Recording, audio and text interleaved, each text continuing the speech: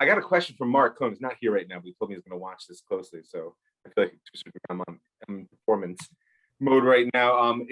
During class, and I didn't answer it. And as I reflected on emailing him back, which I'm happy to do, you guys can email me. If everybody does, it'll get overwhelming, but my experience is that most you won't. So don't be shy. And I decided it's actually an excellent frame for starting off class today. He asked, is it Jewish theology to believe that collective sins of Jews warrant not only expulsion from Eretz Yisrael, I mean the classic, we sin, God kicked us out of the land, but the destruction of diaspora communities, like so-called continued historical suffering. And then he asked, what's the source? So I want to take it apart a little bit rather than answering it directly, and then you'll see both what the answer is and why it serves, I think, as an important frame for the class we're in now, that shaping of the Ashkenazi Jews. The first one is theology. And theology is an important word in the Jewish story, and in truth was, until Mark asked me, I had somewhat neglected to mention how important it is for this phase of the formation of Ashkenazi Jewry, although only in the negative. Ashkenazi Jewry is going to be characterized, I suppose, the Spanish Jewry by a heavy pushing away of the philosophical side of theology. But of course, theology is more than that. But it's hard to hear you. Hard to hear me again? I can't. I don't know if I can do anything about that right now. It sounds almost like you're speaking into an echo chamber or something, at least at my end. Is anybody else experiencing that? Raise your hand if you're experiencing the echo chamber. Oh, it looks like half people. Hang on 1 second. Let me see if I can do this.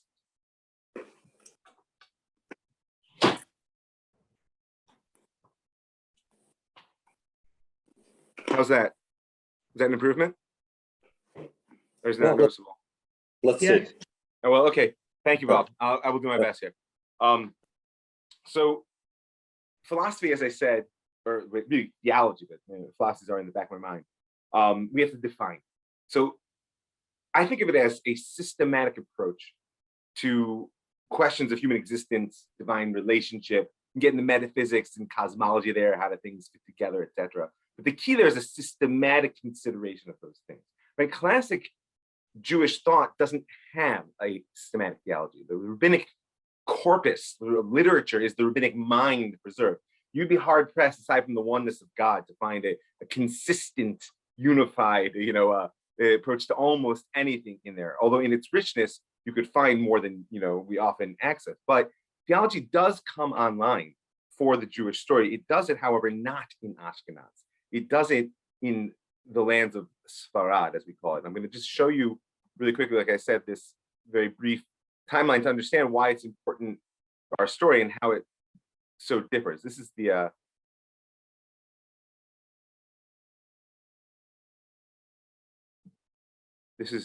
hopefully you guys can see that now. Like, it's a thumbnail sketch of thinking about where Jewish theology comes from and why it matters to our story. It really begins there with what's called the Machberet, which strictly speaking is a dictionary and not a work of theology, a systematic, religious work. But it's important because the understanding of the Hebrew language, right, is an essential precursor to a philosophical approach to Torah in general and life. It's, right, meaning you're pushing the language of the Torah into a scientific frame by definition, as opposed to relating to it as the revealed word of God, right? Assuming that the laws of grammar can constrain revelation, as it were. So it really begins in that language exploration, which the Ashkenazim don't quite do, although the Machberet does make it into the hands of our culture of Ashkenaz, and they use it, and it has a certain controversy in its origins in Spain, but it becomes pretty accepted because the dictionary is just too functional and the rules of grammar are too useful to really deny, to hold them at arm's length. Like, the Ashkenazi tradition will be more characterized by the idea that meaning will always trump etymology, right? Meaning in the meaning of a word in context, even if all the grammarians in the world tell you that's not what that word means, not how it's constructed, it's not how the Hebrew language works, but the Ashkenaz will lean toward, okay, but this is what this verse means, therefore that's how that word got there, and this is why what it looks like. Right? You're familiar with Rashi's explanations of why words look like they do. Sometimes they're grammatical at length, but just as often they hinge on what the word means in context in the eyes of rabbinic literature. So that's why the philosophical path starts with language. And then you'll see there what's called emunot v'deot, opinions and beliefs is the best translation, written by Rav Saadia Gaon there in the early 10th century. That is the true first work of Jewish theology, in the sense of a systematic book which presents questions of being and existence, God and humanity, in the same way, of course, that Greek philosophy drew from, as well as Christianity and Islam. And today, that's why it's happening there. Right? That's happening in a context of what we would today call interfaith dialogue. Right? And it develops. I put two markers on there in terms of Ibn Gabirol, who's far less known in my experience by most of us, who this work called Makor Chaim in Hebrew and Fons Vital and something else in Arabic, which I do not recall, even though it was written in Arabic, is a landmark work in Neoplatonic philosophy. It doesn't matter if you know what that is or whether you remember, just remember it's important for the development not only of Spanish Muslim and Jewish thought was written together, but ultimately of Christian scholastic thought. Remember the scholars. We mentioned them last week. We'll come back to them today. Scholasticism will be a big part of the European context for the development of the Jew. And they're going to be pulling, unbeknownst to them often, from the Jewish wisdom of people like Ibn Gabirol. Fons Vital in Latin has a huge influence going forward. No one who wrote it until much, much later. So on the other side of the philosophical spectrum, you'll see next is the Rambam's Moreh Nevuchim, Guide for the Perplexed. I hope people are familiar with the name. It's one of the pillars of Jewish philosophy, great minds of history and all that. But the key is, it is an Aristotelian work, not the Neoplatonic. So we have a not the full range, sorry, but we have the big middle path, to borrow a phrase, of Greek philosophy, which can come into European culture in general. And the Rambam will also influence the scholastic, although less directly, because he was writing commentaries on Aristotle and trying to understand him, and things were getting translated from Latin to Hebrew to Arabic to Greek, and all kind of like stuff in the translation world of Spain. So it's hard to know how much, even someone, if you're familiar with Thomas Aquinas, who's like the great mind of scholasticism in Europe at this time, we touch on him, like I said, when we get to our linear presentation, but he may have learned Aristotle from the Rambam, so to speak, through this commentaries and notes, etc. So I put last the second round of the Maimonidean controversy here, so you can understand that when it comes to Ashkenaz, their relationship with this philosophical tradition is going to be arm's length at best. And here, this controversy, which we'll return to at the end of the class, is actually a ban, where most of the rabbis, if you guessed it, northern France, or the major ones, will come together and put a ban of that below a certain age and certain status, etc. One should not learn. Forget philosophy, meaning like Greeks, the Rambam's Mishnah, not Mishnah Torah, more Nevuchim, the Guide for the Perplexed, his philosophical works, and along with a host of other things. That's a very different stance than being literally a source of European philosophical tradition, as the Sephardic tradition, or the Sefarad more properly, the Spanish Jewish story goes. So in terms of answering Mark's question, that type of theology isn't our story. That type of this is how the world works, and this is why everything happens, etc., in a theological sense. But we're going to see there's a very real way in which it becomes the pillar of the destruction becomes the pillar of the world in which Ashkenaz lives. So we get to so that's a piece of the answer in terms of theology. I'm tempted to go one step further as long as we're here, and you'll understand the end of the class differently. Is that what's really, in the end of the day, the problem with philosophy?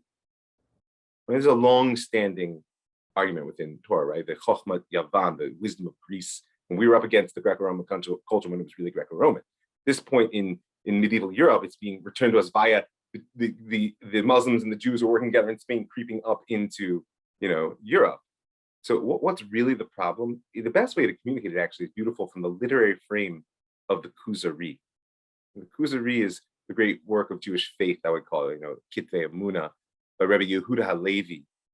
It's written in the middle of the 11th century, I think 1057, maybe the actual publication date. I'm sorry that I didn't write it down here in my little list there, but it locates you can trust me, within a decade of that easily. So it locates us in the middle of the 11th century, again, in the foundational part of our story. And he says, in that story, if you're unfamiliar, it's about the conversion of the king of the Khazars to ultimately to Judaism. That's the literary frame. The work itself is something else, which I don't want to distract us into. So there, the king has a dream.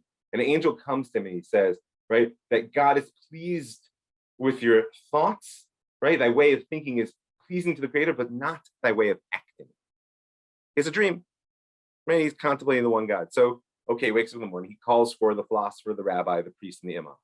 Everybody gets their say. The rabbi obviously is last, and it gets his longest word since it was written by Rabbi Yehuda Levi. But he calls the philosopher first and dismisses him first. Why? Because what's the philosopher's answer to this dream that your way of thinking is pleasing to the Creator, but not your acts? The philosopher says, there's no favor or dislike in the nature of God because he's above desire and intention. Meaning your actions don't matter to God. It was just a dream, Your Majesty. Like, you have nice ideas, that's very important. I encourage you to have very clear ideas, but like God cares about what you do.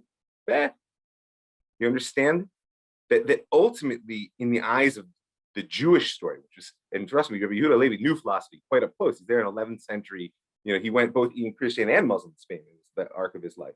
Muslim, then Christian, but so he up close is telling you the core of philosophy is its rejection of the importance of your actions in the world, because the philosophical stands above the manifest, the world in which we live, the world of action. You might have moral philosophy that'll tell you what's good, bad, but God doesn't care. There's no living relationship that you should tune your every action to. And you hear obviously the opposite, which is that when I used to teach halakha at Crusades, it was often asked me, does God really care about fill in the blank? I'm sure you've asked the question, your kids have asked it, right? And it's a good question, which should be considered. But the only answer that's ever satisfied me is, well, you want to have a relationship with God who doesn't care about anything?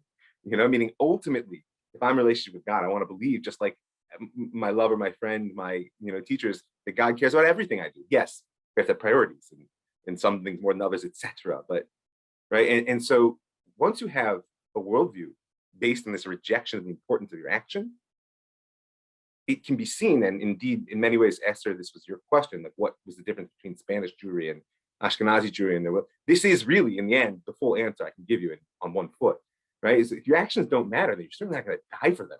As opposed to the Ashkenazi world, as we see, we'll return to our flow, right? The martyrology becomes the center of there. So it's not a question of theology and answers to Mark's question here, right? It's not a question of worked out systems of thought. It's a question of lived experience. And at the root, it's a belief that your actions matter.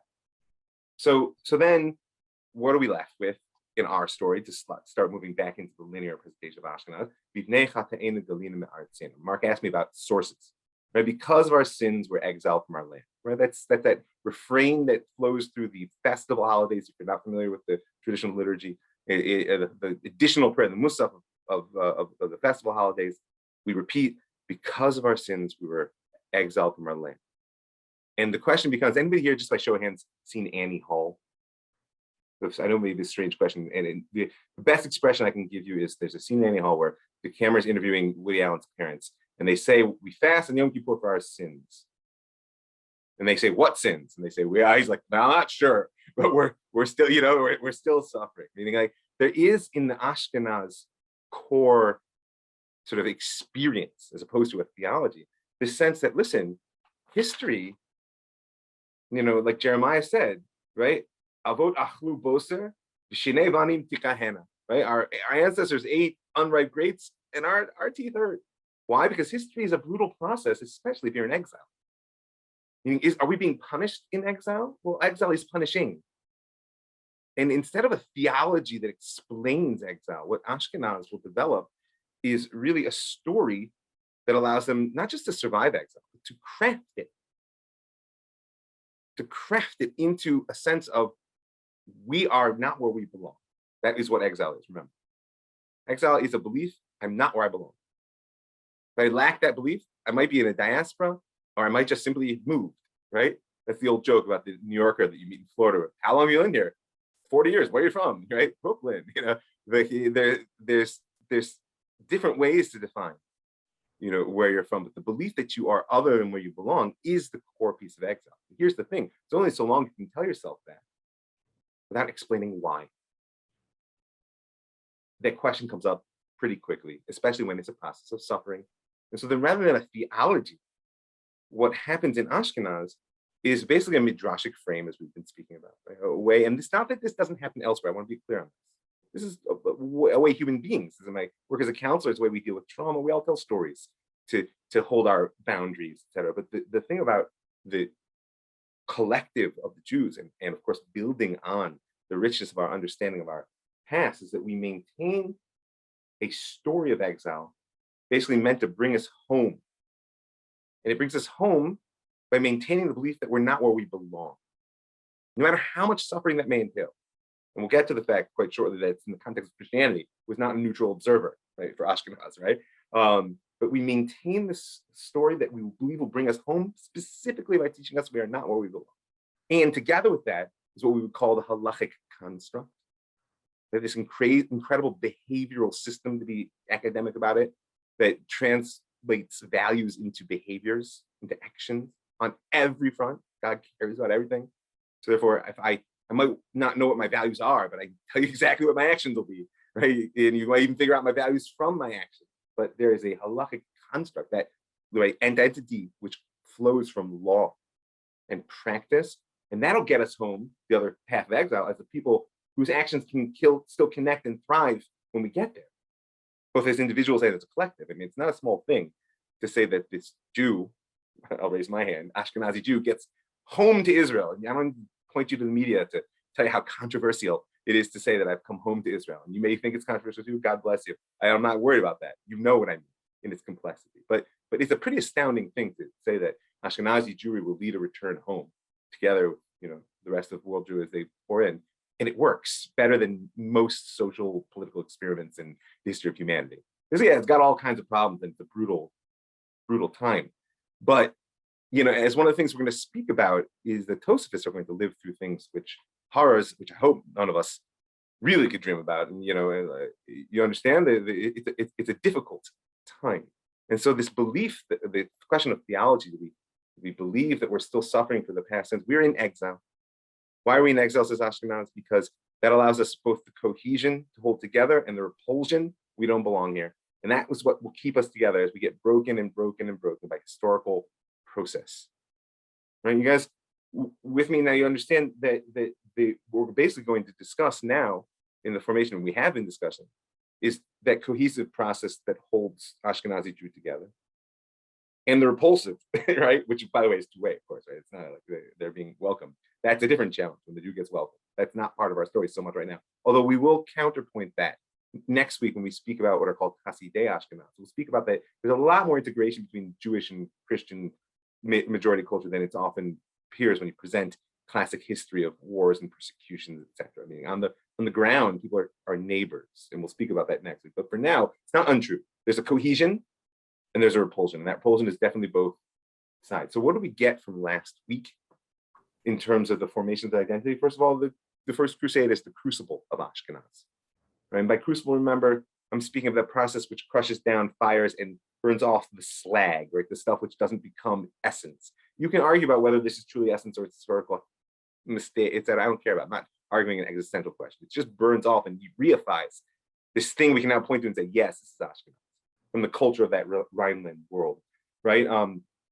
And martyrdom is the piece in particular I want you to take away, because that first crusade had all those very dramatic, the destruction of Kilot Shum, like we spoke about last week, and it flowed from it these practices of the slichot, right, penitential liturgy and prayers and even fasting, which builds into a daily rhythm. And those of you who are not familiar with a 3 times daily rhythm of shul, either going yourself or living in a community where it happens, it's hard to impress upon you how profound a tool that is for creating consciousness, right? I mean, but on some level, when you pray, you're telling a story. And I mean that in the highest sense only, right? And what happens when you tell yourself the same story 3 times a day, right? You like over and over, and in after you eat bread, and you said, and you reinforce it, and it doesn't just become who you are, you become expressive of it because it's bigger than you, right? You understand the difference there? So the building into that process, the martyrology and the image shapes. It's not just a crucible in the socio economic sense, which it also is, but literally in the cultural sense. It then begins to shape the people who inherit the actual trauma. This is a process which, like I said, we all do, tell stories to heal, right? And a community which is under siege, both theologically and sometimes, yes, what do I mean? Christianity, right? These crusaders came, yes, because they were the mob and they were awful, etc. They pointed the Jews, yes, because they're the vulnerable, etc. But at the heart, they're the infidel being killed because the Jews betrayed their savior. There is a theological war on between Jew and Christian. Sometimes it's hot, sometimes it's cold. And before we're done today, we'll speak about how the hottest places will have been actually in dispute, right? Our argumentation, the Crusades, for all their bloody nature, right, might have happened without religion, right? But the dispute has a religious foundation, because it's not just the Jew is wrong. It's that if the Christian can prove the Jew wrong, it's an act of salvation. You understand? It's more than me being right. It's one thing to prove someone wrong. It's another thing to need to prove them wrong for you to be right. And not just on a personal, but on a cosmological sense. That adds a lot of fuel to the passion. I mean, it's not for naught. I can't resist saying that on top of that theological basis, you'll look, the world is still quite filled with people who feel that discourse and proving the Jew wrong not only is satisfying, but will save the world somehow. You know, I just leave it to you what to do with that. Right? There's a theological base to that, but you can find in disproportionate numbers people who have a strange sense that by arguing with the Jew, not only can they prove the Jew wrong, which is always so satisfying, but somehow the world will be saved or will be right. Or, you understand? Yeah, Matt, that was a big assertion. So if you want to say, but you have to do it with your mute off. And yeah, I want to keep the linear locked, but we're good.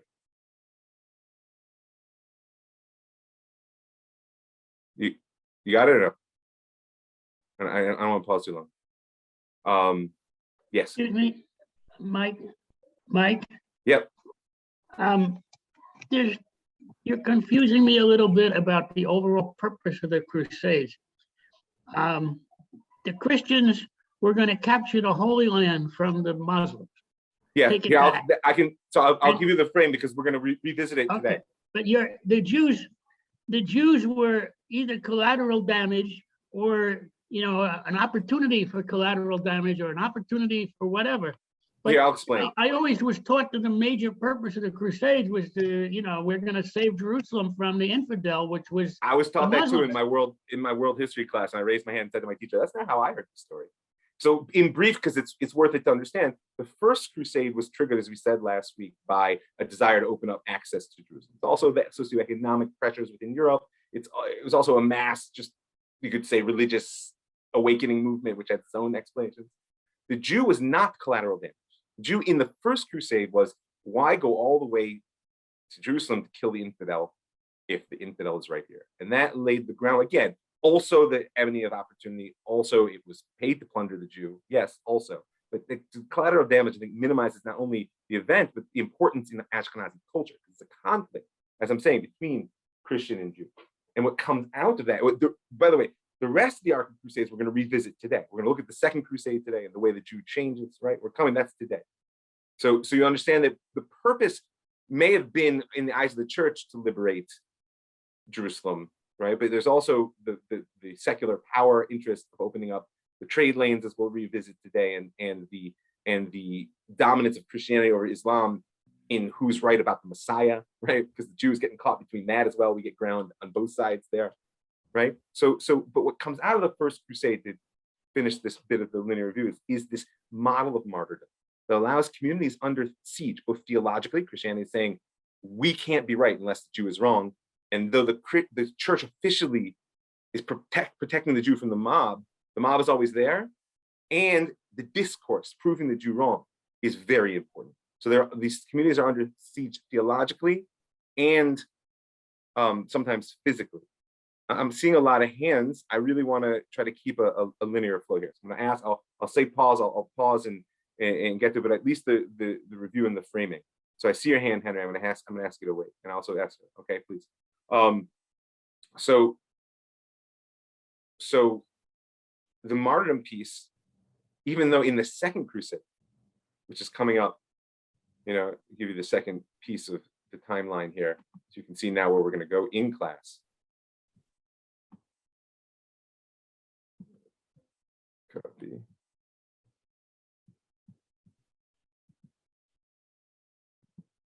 Right, it's coming up in 1147. Right, so it's basically 50 years after the first. We're not going to talk sociopolitically there. The brief answer to your question there, Matt, is that their power was slipping. There were some defeats. Right? The Muslims aren't just sitting neutral. So it was basically reinforcements, a second wave of conquering, because there was a kingdom of Jerusalem now, the Latin kingdom, right? But during that second crusade, the church will take an even stronger stance in protecting the Jews. Right? Saint Bernard of Clairvaux, familiar with Saint Bernard, will preach that crusade to a large degree, and will also aim to protect the Jews. But in terms of the role that martyrdom plays in Ashkenazi culture, that the story has already been written. So even though the Jews aren't dying as much, so to speak, in the second crusade, trust me, there will be massacres. You can see on that list, and we'll get to. But the idea that what holds us together is the heroic model of martyrdom. We don't seek martyrdom, and certainly it doesn't come to all of us, thank God. Right? That will wait till the end of the European Jew story, right? But we do revere the memory of these martyrs who, in their death for the importance of Torah, inspire us to live for it, despite the very difficult conditions, which through the Second Crusade will continue, and not just live, but thrive. That's going to be critical. So we take the martyrdom piece. We take also the economic piece, which is going to be a big switch. The merchant rabbi class that we spoke about in the first couple, that were the drivers, were in Gershom and even into Rashi, are basically done in Ashkenazi formative structure. It's not that Jews will stop being merchants. No, it's just that once the First Crusade opens up the sea lanes and also the land route to some degree for non-Jewish traders between Islam, the world of Islam and Christianity, they're competing with the Venetian. Marco Polo is 13th century. Most people are familiar with Marco Polo. That's, even though he's often sort of put forward as the first person who gets to China. China's a long way away. There's trade going back and forth now that doesn't depend on the Jews. And since the Jews are also as very wary of land owning, even where they're allowed, because they're then dependent on large-scale non-Jewish labor, which, if you understand labor versus landowner dynamics there, it's not a good thing to be involved in. So even in most places they're not allowed, Christians won't sell them, right? And they're pushed out of the guilds and the trades that we mentioned in that first class's context. So this is really during the Second Crusade and the 12th century when the Jew will become the moneylender. And remember, not every moneylender has big capital. People who would have otherwise been big merchant rabbis will have big capital and they'll become big moneylenders. For instance, the poor Jew in the more backward situation becomes basically somewhere between a peddler, a tinker, and a pawnbroker. You know what I mean? I'll sell or buy, I'll take your possessions and give you money for that, etc. So that's an important shift between the First and Second Crusade. We're going to see laws, just as an example, right in 1198, just at the end of the 12th century, the Pope will issue an order that no interest should be chargeable in the absence of crusaders. Meaning, if a Jew lends a crusader money to equip himself, the Pope says you're not allowed Jew to charge him interest until he gets back, and anything he may have already paid before 1198 has to be returned to him, which means that Jewish capital basically gets seized by these crusades. You understand? Any crusader that goes to a Jew and threatens him, Jew, lend me money. Jews don't really say no to these guys. I mean, yes, it can happen, and not every power dynamic is, but there's a huge amount of Jewish capital that goes to fund the Second and Third Crusade that basically gets frozen. If you've read again Ivanhoe and the story there of Isaac of York, right? This is the context for that very well done literary presentation. So that's a big shift. They will take the martyrdom ideal with them, but their financial base, their economic base will shift. And then we saw the Torah that we're taking out of that crucible, which is the centrality of the Torah of the Rhineland, along with its destruction, right, of many of its institutions when they get scattered, right? Certainly more from northern France, as well as sort of southern France, that maybe we'll get to next week, maybe not, we'll see. And that role that Rashi plays is the bridge across which Gaonic understanding passes, right? That in particular, the Gaonic, right, that both the simple sort of quote unquote meaning of the Torah's text and how do I read this Gemara? We'll speak more about the Tosafists as his intellectual inheritors of a very different goal. That bridge that Rashi serves is, the Chumash and all its richness embedded in rabbinic thought, but in its simple meaning. And how do I read this Gemara? Rashi gives you that linear, without which we wouldn't read. Now we're ready to talk about the Tosafists, but it's also a good time to pause and ask just that we keep the questions focus on clarification. Yeah, Henry, been very patient, and then after I see it. Who are you talking to? Oh, okay. So then you can ask. So just yeah. I wanted to ask about the role of the Templars. Were they even more? I'm sorry that's going to too specific. And it's going to take us astray.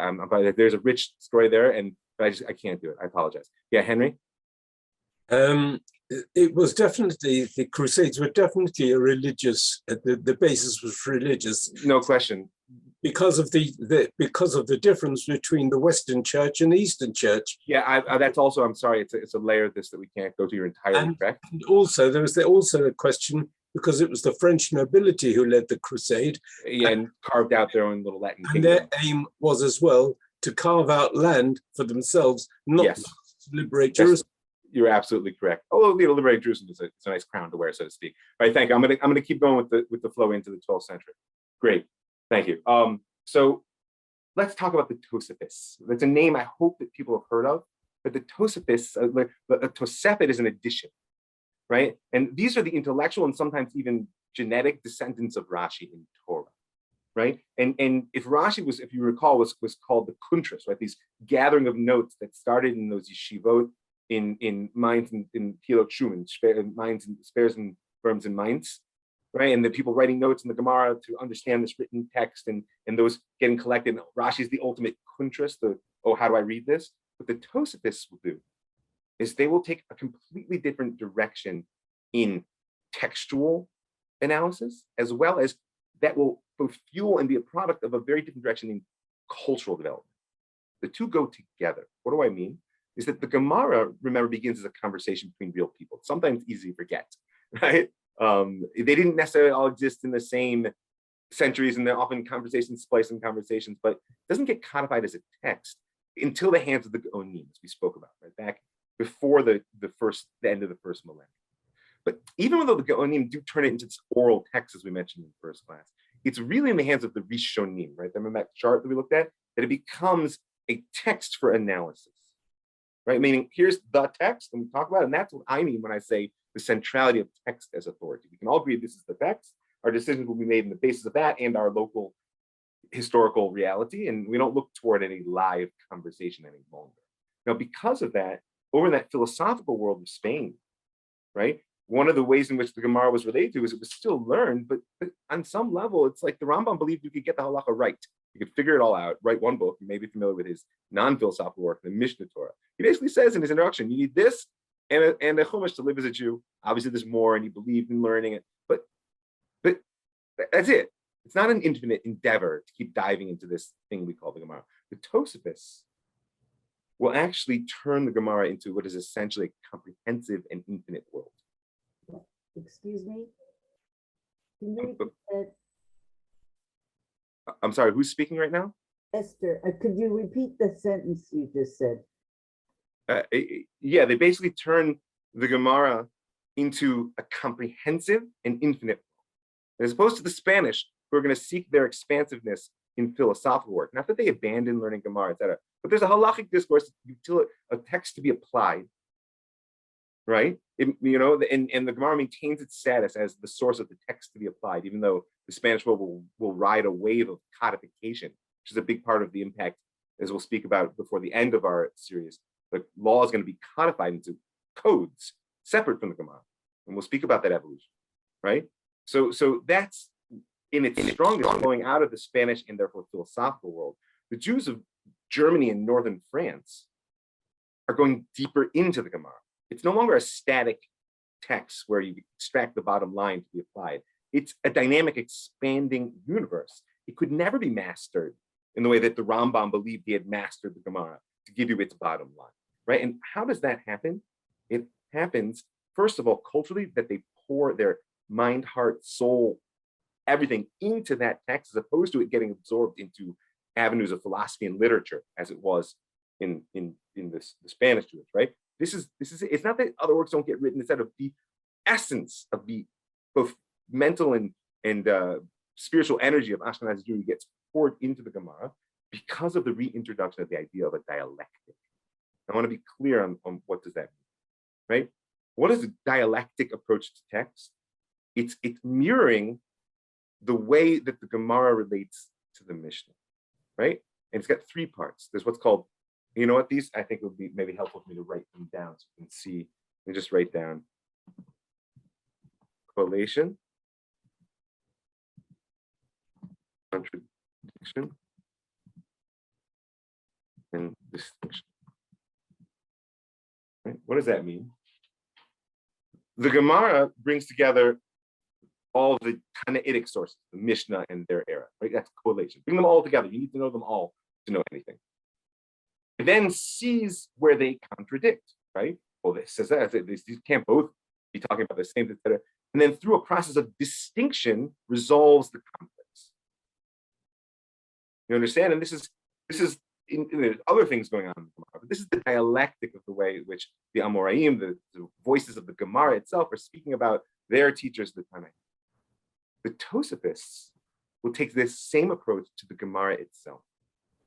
And they will assume that it's one unified text in which every part relates to every other part. And that will cause a lot of contradictions, as you may be familiar, right? Which allows itself for profound and endless distinctions. You guys understand this dynamic just on an intellectual level? It's right. Once I assume the Gemara is one text, therefore it's meaningful to say, hey, over in Gittin it says this, and over here in Sanhedrin it says that. They couldn't say those. Before the Tosafists, the answer to that was mostly, first of all, how did you know that? And second of all, why does that matter? Like, if I want to understand in Gittin how to write a get properly, if I want to understand in Sanhedrin how to run a court properly, the fact that you found something there, maybe it matters. You understand? It's not an assumption of importance. The Tosafists, this is what I mean when I say the text became one text and therefore infinite. You understand how this makes the Gemara essentially infinite? It's such a big text and so rich that as soon as I understand every piece as having to be reconciled with every other piece, there's no end. And this is, by the way, of course, will build its way up ultimately into the whole culture of Torah that Europe produces. Again, the Tosafists aren't the only influence there, but they reintroduce this dialectic. You need to understand that. Why? Because of the possibilities now for not just what to do, so to speak, with my mind, but for brilliance and artistry, right? Because as you may have experienced in your own learning, some of these contradictions can be presented as, I never would have thought of that, which has its own awe for a student, right? Or incredibly profound when they're resolved, right? And complex. You understand? It takes a lot of work to hold the whole Gemara in your head and then pose questions and answer them, right? And so there's a culture of intellectual elitism, as we would call it today, which arises, whose heroes are the martyrs, who died in spires, and sometimes their literal grandparents, if not their intellectual, right? And who now, in relating to the text, offer, by the way, a public act that's very important to understand here, right? They're creating bati midrash, they're creating places, because of course not every Tosafist, as we'll come to call these groups of this intellectual generation, right? It sits alone, right? Not everyone can master the whole Gemara. There are early reports. The first, if you look in that, the second timeline I send you, it says the Riva, late 11th century. Right? The Riva, I'm trying to find the thing for myself. Here it is, because I've forgotten. Rabbi Yitzchak ben Asher Levi is usually called the first Tosafist, right? Why? Because he's the Rosh Yeshiva, by the way, in Feuer, even after it's rebuilt, after the destruction, right? He's a student of Rashi, and he basically plants the dialectic method in the yeshiva in Feuer, and it spreads from there to Mainz and Regensburg and throughout northern France, which is now expanding the world of Ashkenaz, right? He's got the first commentary of what we today call the German origin, but like I said, northern France, Germany, I'm gonna get into that, right? To refer to as a Tosafot. Tosafot Riva is the first we refer to, even though it doesn't have an exact date, like I said, end of the 11th century. But as the 12th century picks up, the whole culture is going to develop around it. First of all, an intellectual culture, because like I said, the text is endlessly absorbent. And wherever it may be, the Jews are pouring our heart, soul, and mind into Torah. Right? In Spain, they're pouring it into Torah as well. And they clear on that. We can't just say, oh, they're pouring it, they're wasting it in philosophy and literature. They see that as Torah. When Ibn Gabriel wrote the Fons Vital, right, which is not so long before the Riva authored the first Tosafists, he was the heights of Neoplatonic philosophy to answer the nature of humanity and what God wants of man, right? That's deep Torah, right? It's just of a very different nature. It doesn't have, it's not an internal exploration of a traditional rabbinic text, right? And as an act of public brilliance, it also, by the way, parallels another process within Europe, which is personal authorship. It starts to become a phenomenon, right? And with it, by the way, arrogance and the public dispute. Next week, when we speak about the Chaside Ashkenaz, this first pietist movement, which remember with Hasidim are, we'll see that a lot of their angst and anger was oriented toward this intellectual acrobatics, which was absorbing and performance and the pride that inevitably comes with those, right? This, by the way, if you really want to understand the development of Ashkenaz, right, it's what I like to think of as the origin of the ghetto superstar, right? If ever there was an act of cultural appropriation, we can take back that phrase. The Jews of Europe end up in the ghettos, which is much later than our story. Most of them, even though they may live in Jewish quarters right now, it's for their protection, not being walled off there in Europe yet. But when they do, especially in Poland and in other places in Germany, they'll be walking through the streets, literally sometimes being spit on by non-Jews. And in their minds, they'll be saying, yeah, but you're just a bunch of goyim, because I can take Rabbeinu Tam, flip him backwards, slice him 3 ways, and answer every question that never would have occurred to you about why the Gemara in Gittin says this to the Gemara in Sanhedrin. You understand that? Right? That type of inner power will fuel not just the development of Ashkenaz and the intellectual elite, but its ability to relate, don't forget, to the Christian theological and just cultural reality outside of them. Just going to get, I wouldn't just say progressively more hostile, it's an oversimplification of the process, but we all know where it ends. So if you put the arc from one beginning to end, it certainly gets progressively more hostile. It looks like this through time. And things aren't always bad between Jew and Christian, but we know where it's headed. So in this sense, this is the next piece of the development of what Ashkenaz is. It's the fuel of what becomes their Torah. Now, there is a parallel process going on in Europe, as I mentioned in the introduction. Right? This is the rise of scholasticism. The first European university is the university usually considered the University of Bologna. I'm sure I'm saying that wrong, Bologna. I almost said Bologna, but that's how I grew up, right? It's in 1088. 1088, this is right before the First Crusade. This is our time. It's basically right when the Riva is writing the first Tosafists, and the universities will follow relatively quickly, let's say in 100 years. They're an outgrowth of the more or less monopoly within non-Jewish European culture that the church held over knowledge and education. And the universities are not secular. Today, universities are bastions of secularism. I hope you know, if not, it's important to remember that in classic Europe, they were the bastions of the church. Yeah, sometimes problematic aspects of the church, and if you know something of European history, like schismatics love universities, but nonetheless, the church had a monopoly on both knowledge and education, and so therefore the universities were outgrowth. And in this time, they were developing a philosophy called scholasticism. Now, if you don't know what scholasticism, listen closely because it might sound familiar. It's a system known for rigorous conceptual analysis, drawing careful distinctions, and often takes the form of dispute. Take a topic from tradition, you pose it as a question, you hear your opponent's responses, you give a counter proposal, you resolve. This may sound familiar. It's the dialectic, right? It's the, on some level, exact same process that the Tosafists are going through in their shifting relationship to the Gemara as a text and also as a center point. At this point, I would call the Gemara a cultural matrix more than a text, because it is not just occupying the time of the brilliant minds of Jewish youth. It is actually shaping the next level of its conversation, right? And around that, because these are the elite who can sort of stand under the holy aura of the martyrs of the First Crusade, and are also, by the way, of course, the masters of knowledge and information in terms of the halachic life. I don't want to be clear on that. Just because the Tosafists were often their dialectic creativity, and oftentimes it was detached from the simple line of the Gemara, it doesn't mean that they weren't halachic masters. They also had that authority and were shaping life, right?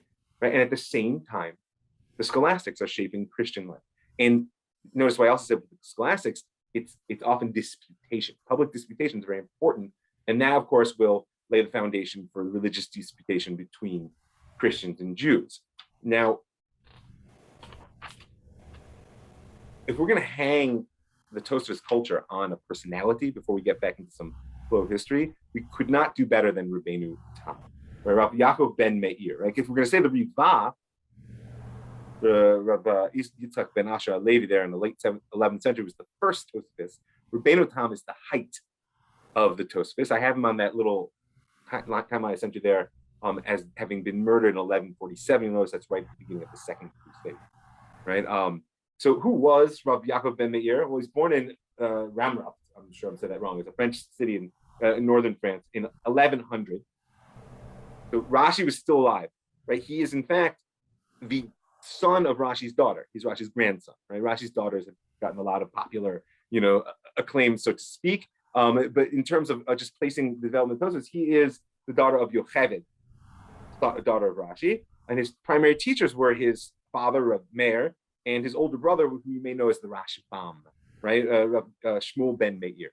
If you didn't know that Rabbeinu Tam and the Rashbam were brothers, now you do, right? If you don't know who they are, they're both in the school of Tosafists. So the Rashbam is not so much known as a Tosafist as he is what's called a Pashtan, like a plain meaning text oriented commentary on the 5 books of Moses. But either way, if the Riva was the beginning, like I said, the Rabbeinu Tam is the essence, right? Why Tam, by the way? The word Tam means a whole, innocent, pure, right? And it's a suffix that he earned actually quite early in life when it was clear that he had a very early mastery of Torah and an extraordinary character, right? And by force of those two things, his mastery of Torah and his absolute pious character, he carried the dialectic approach of Riva from the edges of like, okay, yeah, some of us do this when we study Torah, right to the center of it, of the Ashkenazi. Like this is what Torah is. This is what we do. That's what Rabbeinu Tam does, right? By the way, if you want to understand the type of personality that it was inherited by him, we tell a story about the Riva that you may be familiar. There's a conflict between the Riva, the Rabbeinu Tam. You may be familiar that there's a difference between Rabbeinu Tam tefillin and Rashi tefillin. If you're not, okay, there are 4 texts from the Torah and the tefillin. They're supposed to be put into the tefillin in a certain order. Rabbeinu Tam and Rashi differ on what order. You can imagine that could be quite important. Am I doing the mitzvah or not? It's a famous argument. So they tell a story that actually, at one point, relatively early in his career, Rabbeinu Tam had a dream, and Moshe Rabbeinu came to him and said, "Listen, with all due respect, your grandfather was right." Right? He told Rabbeinu Tam that Rashi was correct. And what did Rabbeinu Tam say? He said, "Moshe Rabbeinu, you've made a mistake." Now, again, is the story true? That doesn't matter to me. That's the type of story they tell about him, and which tells you a lot about the role that he plays in forming the core Torah of Ashkenaz, which I hope you see is the, in many ways, the core culture of Ashkenaz. Yes, can people mute? I actually do hear that background noise. I don't know where it is. I'm a little challenged because I'm not. Here, hang on, we go. Maybe this will do it. Maybe the host could mute everybody. Well, no, the challenge is that right now I'm the host, and I'm because there's a breed happening, and I want to make sure I don't lose. I think it's been linear challenge enough for our day, but I think I just solved the problem. So Rabbeinu Tam takes this culture of the dialectic learning Torah into the center, and really he's also a turning point in the entire process, because the Tosafists have a creative phase, so to speak, but they're also a very important coalition phase, meaning they're going to solidify not only the works of their teachers and make them into, if you're familiar with the page of Gemara, right, the Rashi is always in the inside margin, the Tosafists are on the outside, right? But they're also going to, in all the arguments that have been ongoing, like we said, that Rashi weighed in many times, solidify a text of the Gemara, which is very important. You can understand why, if the Gemara becomes more or less the be all end all of the playing field, and they're going to pour out their infinite life energies, you want to make sure we're all in the same field.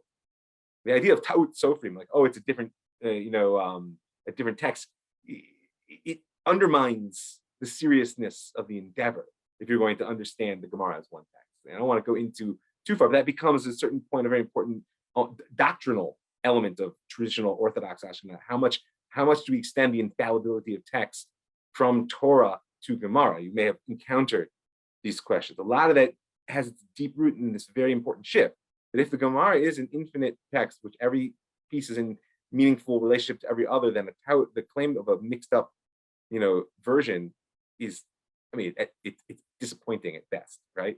So they're not just being creative, they're solidifying and collating their own writings and that of their sort of ancestors, so to speak. And the third Tosafist that you can know, just to sort of hold the process, Riva is the first, late 11th century. Rabbeinu Tam is its height. And as I said, to fit him back into the flow of history, Rabbeinu Tam, the story is that during the Second Crusade, well, I mean, I'll tell that story, and I'll tell the story when I tell the story. Sorry, I'm gonna keep Riva first. Rebbeinu Tam Lahai.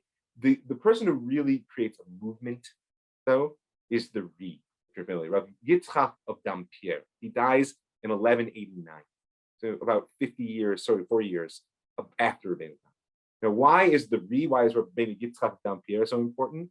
He was a nephew of Rebbeinu Tam. Like I said, they're all both intellectually and to some degree familially related, because he's the one who created schools. Right? He educated scores of students, and they took from his Beit Midrash in Dampier, right, the Tosafist approach to Torah to the rest of France, goes to Germany, Italy, Provence. Ultimately, when Ashkenazi Jewry starts to shift into what we know as Poland, that's how it gets to the Slavic lands, right? And we'll talk about that before the end of our course. So it's the Ri who, once again, notice the process. You have creative individuals, collation of texts, and then you have an institution that we saw the same thing, if you recall, in what happened in the Kilo Spires that created that first phase of Ashkenazi culture. He's essentially the second the second wave of that, because the Ri's Beit Midrash became the center of spreading the Tosafist tradition. And it's not that creativity entirely disappeared. Creativity is always there, but the idea of the freedom to act within text shifts with the Ri.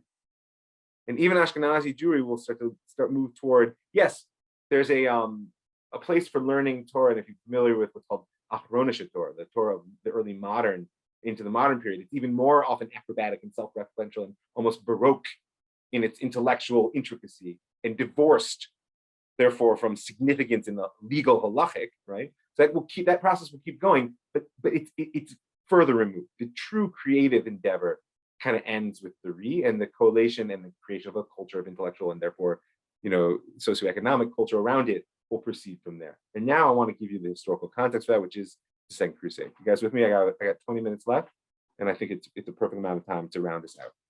Yeah, Doctor. Dr. Yeah, I see. Can you spell his name? Oh, the Rabbi Yitzchak I knew somebody was going to ask me to write it down. Hey, yes. Yeah, I absolutely can. From Dampier. 1 second. Thank you. Yeah, yes. I should have done it. Make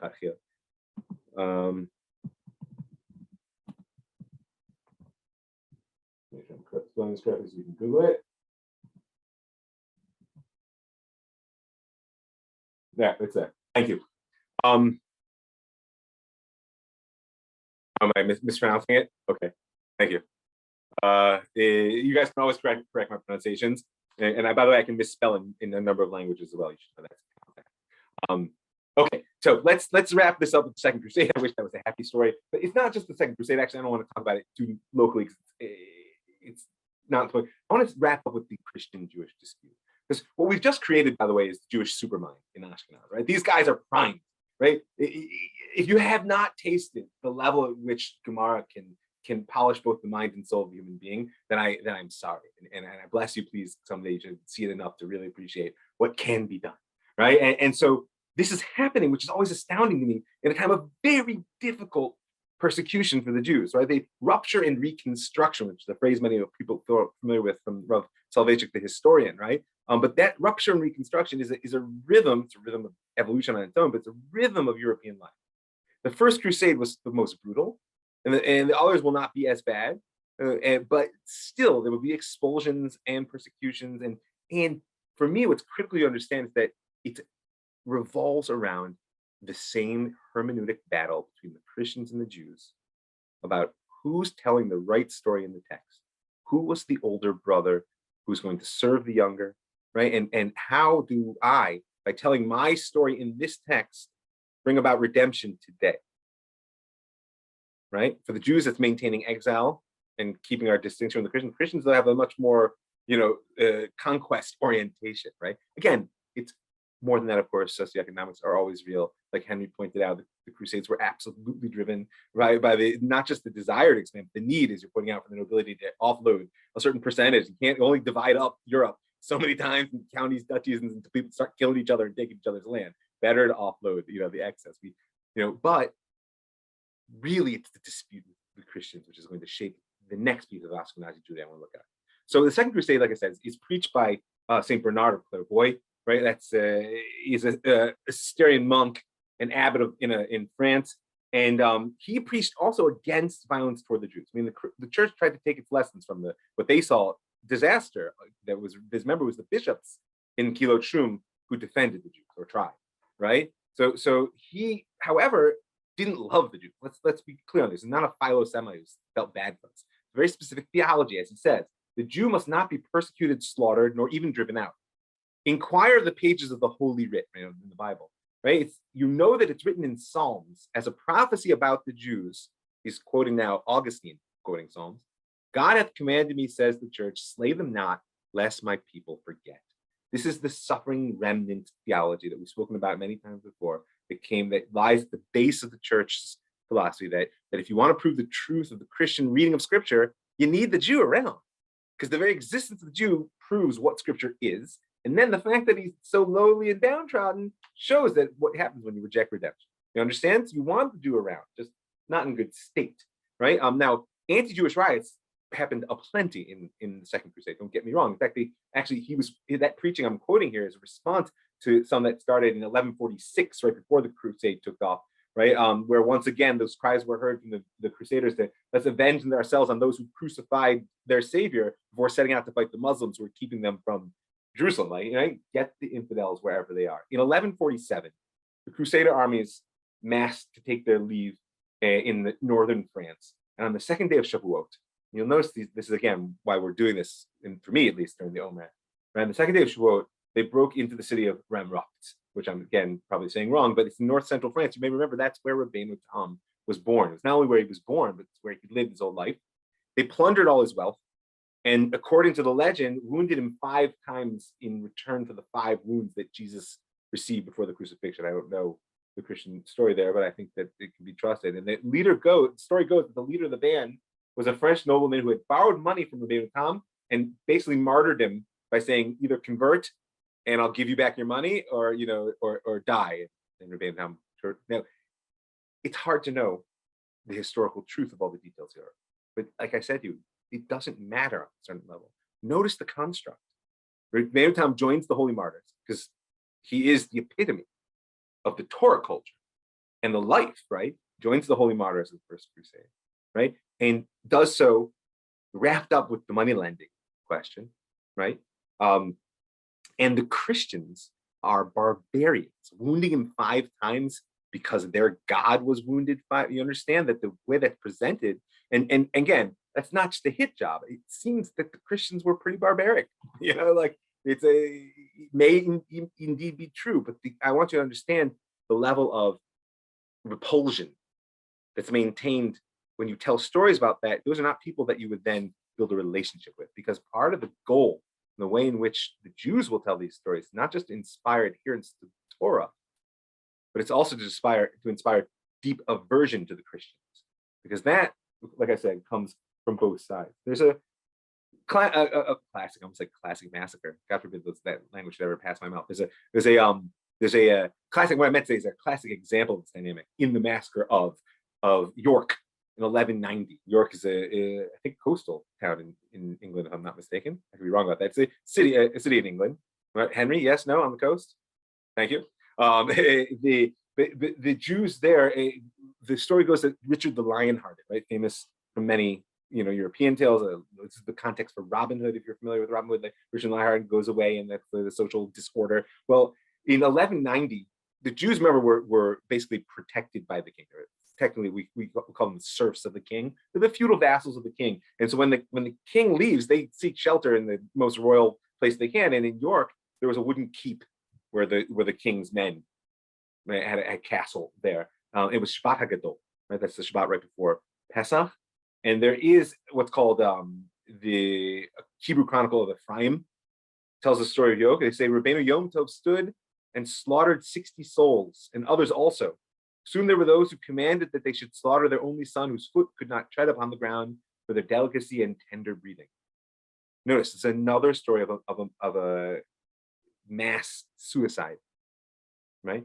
But what's important, aside from that horror, right, is that there's a contemporary English historian, right, William of Newburgh, 12th century, contemporary more or less, who gives the following analysis of that incident, the slaughter of the Jews of yore. It says, authors of this daring plan were certain nobles indebted to those impious usurers for great sums. Notice, context is no longer forced conversion like it was in the first crusade. Some of whom, having handed over their property, were now oppressed by great want. Right? Others who had taken the sign of the cross were now readying themselves for their journey to Jerusalem and could all the more be easily impelled to meet the expenses of a journey, right, undertaken for God, out of plunder taken from God's enemies. Again, and the mob who didn't owe these Jews money, well, they would be a lot easier to pay for the hike to Jerusalem if they took whatever they could, right? Especially as they had little fear of being questioned for the deed once they started on their journey. And once you left for a crusade, you left everything behind. No one was chasing after the king. Might remember, the king's losing valuable property here, not out of love of the Jews, mind you, but out of damage of his interest and his power. But once you've taken the cross and left in the crusade, nobody's chasing you down. Not only practically it's impossible, but theologically, right? And so again, I want you to understand the Master of York as a continuation of the oppression which each cycle of the crusade will bring to the Jews, and death and horrible. And notice the repetition of the martyrdom. It's 1190 is 100 years after the first crusade, right? But nonetheless, right, the story is set on Shabbat HaGadol, no less, right? The preparation for the Haskell offering, right, is bound up with Shabbat HaGadol. Notice again the way the story works, right? But it's in many ways, I want you to see it as the escalation of the Jewish Christian theological battle as it intersects with that economic problem that Europe has right now, which is cash flow. Because remember, if you're a feudal lord and you own 1,000 pigs and countless acres of pine trees or whatever they are, and etc., but if you want to actually buy the pleasures of life or pay mercenary soldiers to enhance your forces, you need cash. And cash is quite rare in Europe at this point. It's not always so easy to come by. And so squeezing it out of the Jew is the way in which the feudal system at this point is maintaining liquidity. It's not the only way, obviously. I don't want to overplay it, but it is, for the Jewish story, quite a dominant way, right? But it's not the only element in which the Jewish-Christian conflict reaches a new height in the Second Crusade. 1144, if you look again, it's on that second the timeline I gave you. 1144 is the first appearance of something which, depending on how you define it, is still with us today, and that's known as the blood libel. A blood libel needs to be understood. Why does it emerge then? I mean, well, the basic idea, remember, of course, is that Jews are somehow reenacting the suffering of Jesus through the torture and death of a Christian, generally a child, innocent, etc., and that somehow they use the blood extracted for evil purposes. I mean, classically is matzah, but not exclusively so, right? But the key there is reenacting the suffering on the innocent and the extraction of the blood for nefarious purpose, right? And it's critical to see in its context that it, in many ways, is a perverse inversion of a central sacrament of Catholicism, which is communion. This is my body, this is my blood. And you may not know that the idea of what's called transubstantiation was undergoing a profound reworking under the hands of the scholastics. Transubstantiation is the theological stance that the wafer and wine that a believing Catholic receives from the hands of a consecrated priest is the body and blood of their Savior. Hence transubstantiation.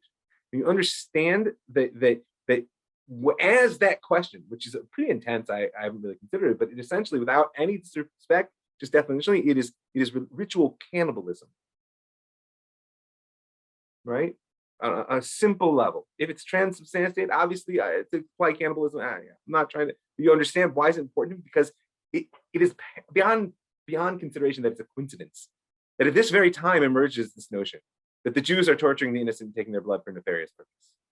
And the first time a recorded happens in 1144 with the death and discovery of the body of William of Norwich, right? It's recorded by a monk, Thomas of Monmouth, who was the monk in the Norwich Cathedral Priory. That's important how the records get recorded and passed on. You'll see why. And basically, the short version of the story is that young William was discovered in a heath in Norwich, bloody and mutilated, seemingly tortured, right? And it was reported quite quickly in town that the Jews had ritually murdered him in the home of one Eliezer just before Pesach for his blood. Notice the Pesach piece, right? Local officials, by the way, refused to bring charges because there was no evidence. It's important that this is not a tragic story. I mean, it's a bad sign, but not other blood libels will come quite soon, in which don't end so well. They end with Jews being burned at the stake. This is the first recorded. The local officials refused to bring charges because there's no evidence. Like, it's nice you want to blame the Jews, but you just found the body there. It could have been anybody, you know. But what happens is that William becomes to be viewed as a martyred saint. He actually is venerated for several centuries. Remembered both in the church in Norwich, which becomes a site for pilgrimage, and commemorated in woodblock prints, which is the early printing technology of the day. William of Norwich, even again, and with pictures of the Jews, the torture and the blood, and that, right? And the uncle and cousin of William become officials in the monastery that commemorate where he's buried soon after his death. And it needs to understand that also, aside from just the power of the martyr to gather religious energy and antagonism, notice again, this is its own martyr story. The power and economic role of pilgrimage in European culture is something you may be unaware of. To be able to draw people from afar, right? Because when I told you Thomas of Monmouth records this is how we have it, right? Most of his book is not about the murder of young William, but it's about the evidence afterwards for his sanctity, including mysterious lights seen around his dead body and miracle cures that had been effected by local sick people who came close to his body, right? That's the emphasis here, right? It's not on the murder, but it is a symptom of a dreadful. I can tell you personally that my great-grandfather was dragged to death behind a wagon in Krashenev on Easter Day. Yes, my great aunt's father, yeah. My great-grandpa, yes. I heard that story from her daughter, who was rousted out with the Jews to watch it. So this power begins here, and it begins in this crux of the dispute. Notice it's way more than theological here. We got our martyrs, they got their martyrs. There's the economic elements, but just like the Crusaders, they hate the Jews, kill the infidel here. Why go all over the Middle East to do it?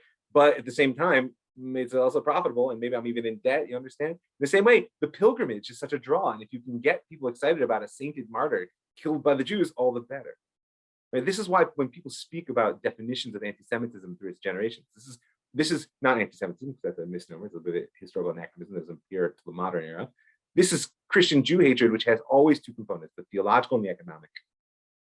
I mean, always a big word, but if you want to understand in general, and when the theological and the economic intersect, oy vey, for everybody involved, right? So just to give again the arc of the picture, this is in 1215, not long after our arc of is when the Jewish badge reappears in Europe. I say reappear because the Jewish badge originates actually in Islam, the sign of what's called dhimmi, the sort of protected status that Christians and Jews were given under Islam, that they weren't forcibly converted. Protected, but lower, right? So therefore it's important to identify a Jew who's not going to be forcibly converted or etc., but has to pay the head tax and has a lower status socially. And that was everything from yellow belts and fringes to a patch in the shape of a donkey I got in my notes here.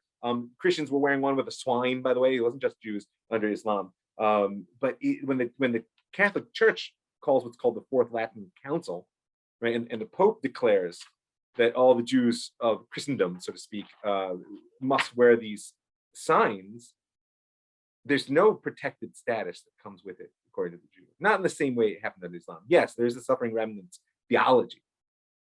But that doesn't offer the same, the church doesn't have the same combination of its politics as it does at the Islam to protect, it just points them out.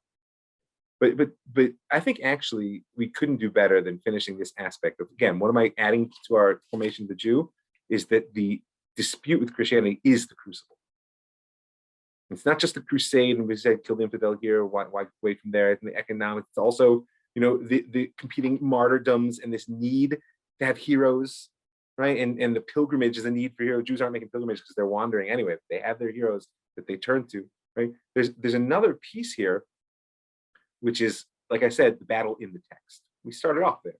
I called it that hermeneutic battle. Today, it's the narrative battle. You can see it duking out on the streets of media. Its theological base has been left behind because most of the world has left Christianity behind.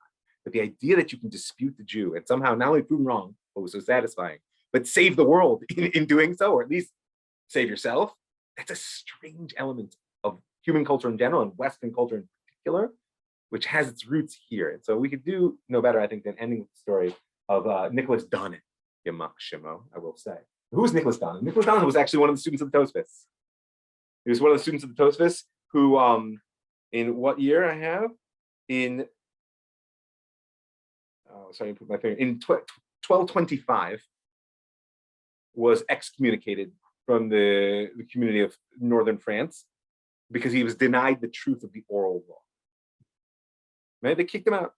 Like I told you, excommunication was both a very real thing in Ashkenazi culture at this point, and you didn't have much of a choice of what you did once it happened to you. And that's why, after living as an outcast for some years, a Jew who has no community, he converted and actually joined the Franciscan order, a relatively new monastic order.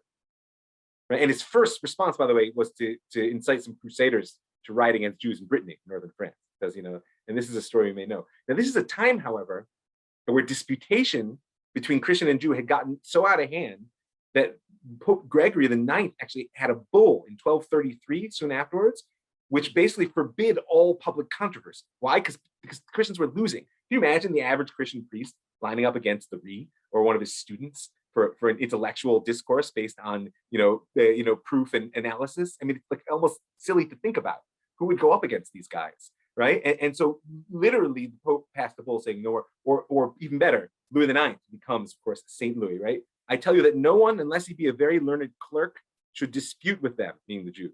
That the layman, when he hears the Christian law missaid, should not defend it. Why? Unless it be with his sword, with which he should pierce the midsayer in his midriff as far as the sword will enter. What? Because better to kill the Jew before he opens his mouth, because if you let him talk, you're going to have a bunch of Christians who are going, I think he's right. So what happens with Nicholas Donin is he's not satisfied with inciting violence. In 1238, he goes to Rome and he presents Gregory IX with 35 accusations against the Gemara, against the Talmud. Now, this is an important shift. Up until now, believe it or not, the church knew nothing about the Gemara, which isn't hard to believe because remember, there's no printing press yet. This is a completely hand copied. And why would the church know anything? They've been arguing with the Jews in the Bible. We've been arguing the Bible. We're talking about Isaiah 53. The Jews are like, Isaiah 53? Fat, right? Like, have you seen what it says in Sanhedrin about what we did to your God? You know, it's a completely different world. And the church is more or less unaware until Donin tips them off.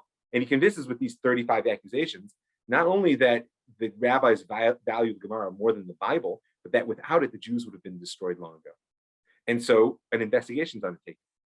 And in March 3rd, in fact, of 1240, while the Jews are in synagogue praying, every copy of Talmud that the church or the state could lay its hand on in all France was seized and taken to Paris.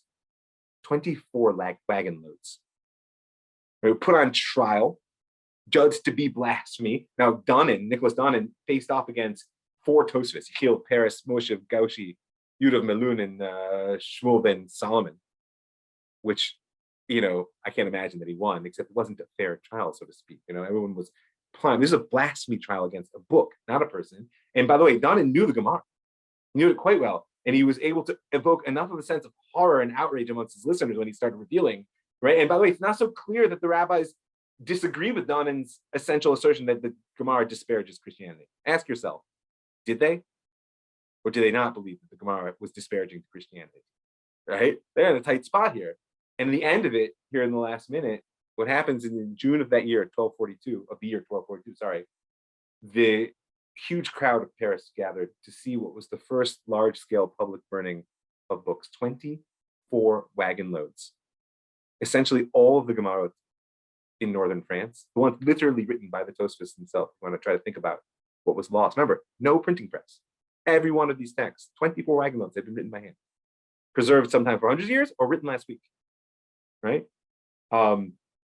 And this has a tremendous final impact for our image of the crucible, which is the Christian-Jewish dispute, right? One which, in our last minute, I just want to emphasize before I sign off, that is now shows a difference in the field of battle. We've moved out of the Bible into fully the rabbinic text, just as the Tosafists moved out of the biblical world, in the Midrash world, into the infinite world of the Gemara. Not that they left it behind, they bring everything with them, right? And the story is far from complete. So we will stop there for now.